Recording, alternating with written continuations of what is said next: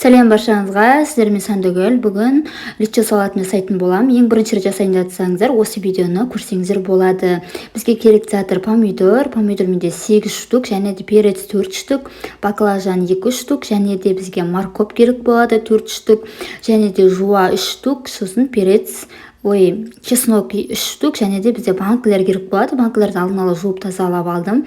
Және де бізге доска, пышақ керек болады. Бізде мұнда жеңіл салат, яғни лечо салатын жасайтын боламыз. Уксуссыз, және де ешқандай аспиринсіз жасалатын салат. Видеоны соңына дейін көріңіздер. Ең алдымен баклажанымызды дәл осы видеодағыдай жіңішке етіп осындай етіп турап аламыз. Және де осы баклажан турап болғаннан кейін үстіне салқын суымызды молырақ құйып, үстіне аз қасықпен тұз салып қоямыз. Себебі неге? Бізде баклажанның бойындағы қышқылдықтың барлығын алады. Осылай суға алдын ала дайындап қоямыз.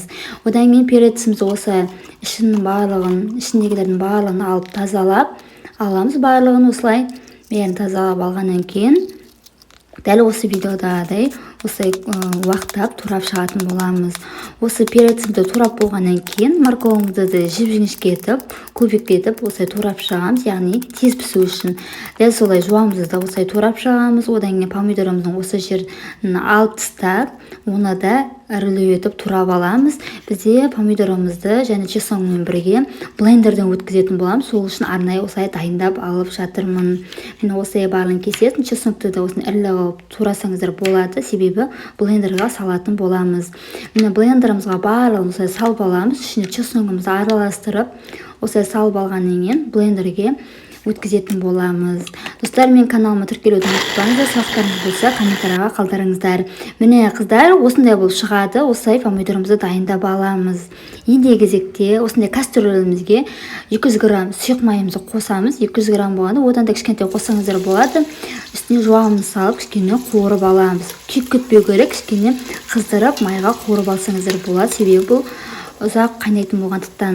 Және де үстіне морковымызды саламыз.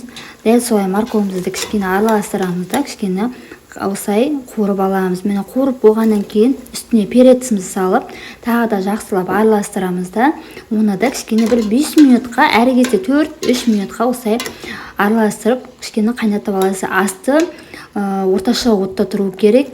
Және де осылай үстіне тағы баклажан суынан бөліп осылай салып, жақсылап араластырамыз да, тағы да оны бір 6 минутқа кішкене қайнатамыз. Баклажан қайнаған кезде бетіне суы шығу керек. Міне осындай дәл видеодағыдай осылай суы шығу керек.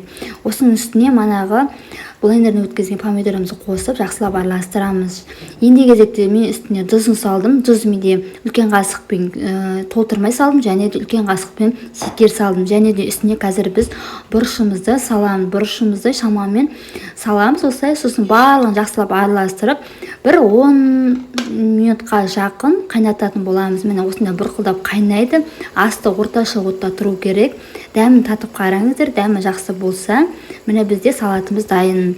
Және де достар, осы шайнекке мен бокалдарымды, яғни банкілерімді стерильдеп алдым. 5-10 минутқа осылай ысы күйінде барлығын жақсылап саламыз да, қолымыз күйіп кетпеу керек. Орамалмен бетін қатты тығында жауып тастаймыз. Және де бір күн үй температурасына қойып қоясыз. Одан кейін ары қарай холодильникке немесе салқын жерге сақтасаңыздар болады.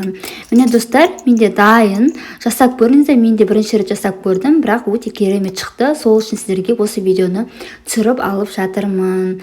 Рахмет. Видеоны лайк басып, сұрақтарыңыз болса комментария қалдырыңыздар. Міндетті түрде жауап беремін.